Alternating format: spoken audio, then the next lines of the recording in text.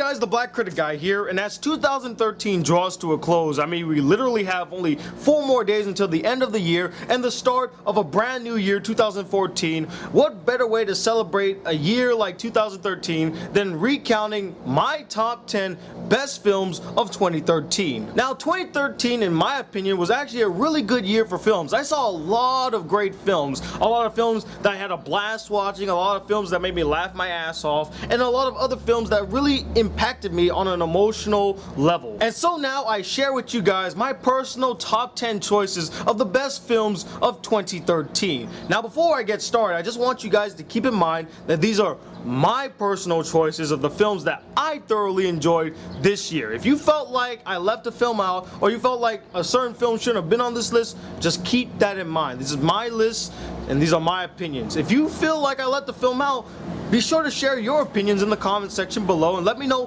what your top 10 favorite films were this year. Starting off our list at number 10 is Fast and Furious 6. Ride or Die. The film in its entirety was just exhilarating, non-stop fun from beginning to end with some likable characters, awesome action scenes, and some hilarious moments. It was the first summer film that I saw this year that I thoroughly enjoyed and I watched over and over and over again. And Paul Walker, rest in peace, man.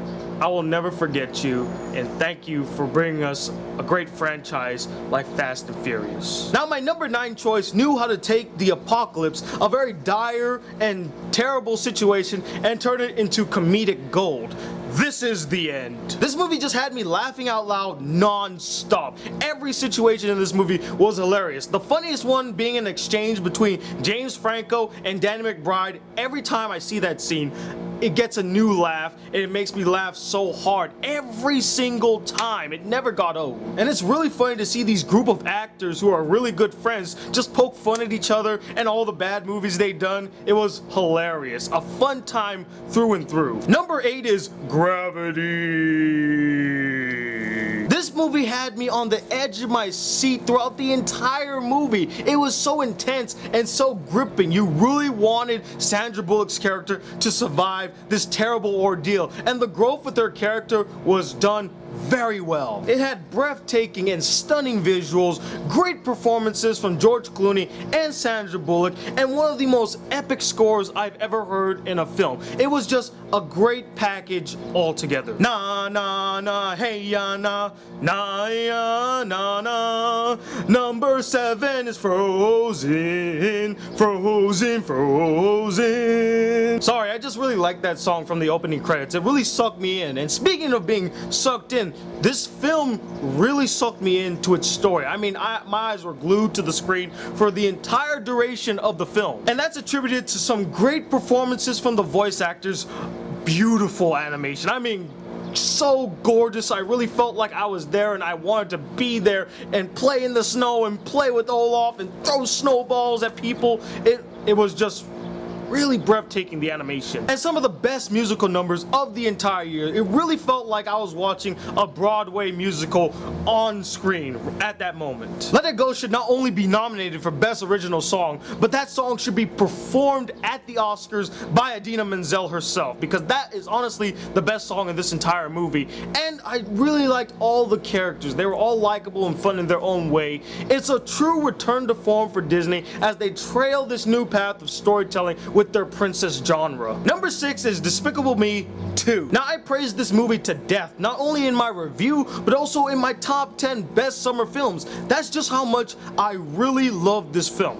Just like Fast and Furious 6, this film was just non-stop fun and entertainment from beginning to end. I loved every minute of it. The characters are all likable, with Agnes being the cutest character I've ever seen in an animated film. Gru's relationship with the new girl Lucy, I loved it to death. The minions were still funny, although I still don't think that they could hold on their own movie. They need to play off of somebody. The movie was just fun all around, and I bought it immediately on Blu-ray because that's how much I loved this film. Number 5 is The Way Back. The most relatable movie that I saw this year, I really empathized with the main character's dilemma and his relationship with that girl in the water park and the guy he met at the water park. Steve Carell did a really good job playing the douchebag stepfather. This film just really spoke to me, and that's why I put it so high up on this list. That, and it's also very well written and directed and had some hilarious moments throughout the entire film. Number 4 is The Hunger Games: Catching Fire. Man, talk about improving from the first film. This movie blew the first film out of the water. It had better character development, better action scenes, better camera work, better writing. This film did what every sequel should always try to do. Take it to the next level, and by God, did they take it to the next level. Hunger Games: Catching Fire was addicting to watch. I couldn't take my eyes off the screen, and it is one of the best films that I saw this year. I guess the odds were always in its favor. Number 3 is The Wolverine. It's pretty surprising to me that in a year full of superhero movies like Iron Man 3, Man of Steel, and Thor: The Dark World, that the one superhero film that stood out to me the most was The Wolverine, and that it's so high up on this list. But the reason that it stood out to me the most is because it's not only a well-executed film with some great action set pieces that all serve a point to the film and is not put in the film just to have an action scene, but the character development and growth of Logan is one of the reasons why it is one of my favorite superhero films of all time, where you really get to understand Logan on a personal level, see him in a vulnerable state, because it's boring to see the Wolverine just slicing up people without getting affected by it whatsoever. In this film, you actually felt like he was in constant peril, like his life was literally on the line, which means you connected to him. I mean, how many of us can connect to an invulnerable and damn near indestructible character like the Wolverine? Besides me, because, you know, I'm all sorts of manly. But seriously, not a lot of us can connect to a character like that. But because they made him vulnerable and relatable, that means we can empathize with the situations that he goes through. Not only that, I thought it had really strong writing, really great cinematography. I love the respect that they showed to the Japanese culture. It's just an overall excellent film, definitely worth watching or even buying on Blu-ray, which I did. My number 2 choice is 12 Years a Slave. Man, talk about an intense movie, guys. I will never forget any of the scenes in this movie. They will be in my mind for the rest of my life. And probably I won't even see this movie for a couple of years just because of how intense some of these scenes are. This movie had some dynamic and great performances, from Chiwetel Ejiofor to Michael Fassbender to the main slave girl whose name I kind of forgot. This movie was just all around a great movie, from writing, directing, cinematography. Definitely one of the most memorable and traumatizing films I've ever seen, and definitely deserving of some nominations this coming February. If you have not seen 12 Years a Slave, definitely go check it out. It should be playing in your local theater now. It is quite the experience. And although all of these movies were really good and really stood out of the pack, my number 1 movie of 2013, I mean, there was no real competition. The moment that I saw this film, I knew it was gonna be number 1. It is the best film of the year, and that is Fruitvale Station.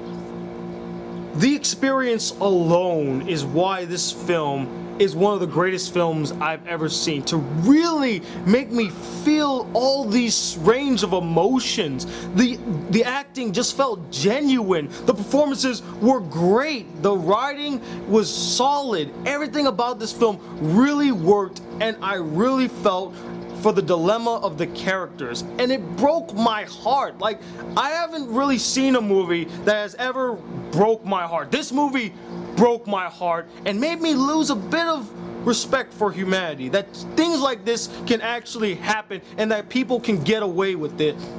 Broke my heart. It is a stellar movie that should be viewed by everyone. It's like 12 Years a Slave. I felt the same things in 12 Years a Slave that I felt when I was watching Fruitvale Station. But the thing about Fruitvale Station, why it's much better than 12 Years a Slave to me, is that some scenes in 12 Years a Slave I felt like were very Hollywoodized, very staged performances, whereas all the performances in Fruitvale Station all felt genuine. win. It didn't even feel like they were acting. It felt like they were just going about their normal day and a camera was following them.